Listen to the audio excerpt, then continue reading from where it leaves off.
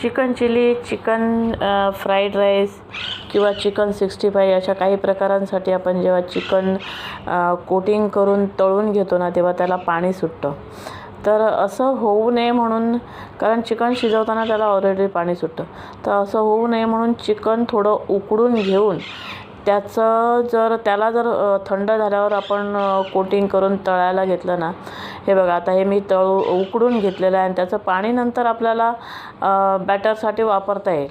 तर उकडून झाल्यानंतर असे चौकोनी तुकडे करायचे आणि त्याला आपले सगळ्या प्रकारचे कोटिंगचे मसाले सगळे लावायचे आणि नंतर ते तळायला घ्यायचं. तर असं करताना मग चिकन तळताना पाणी त्याला अजिबात सुटत नाही, व्यवस्थित कोट होतं ते. आणि तुमचा जो काही पदार्थ तुम्ही बनवाल, चिकन चिली असू दे, 65 असू दे किंवा फ्राईड राईससाठी असू दे, तर व्यवस्थित ते तळलं जातं आणि त्याचं कोटिंग सुटून येत नाही.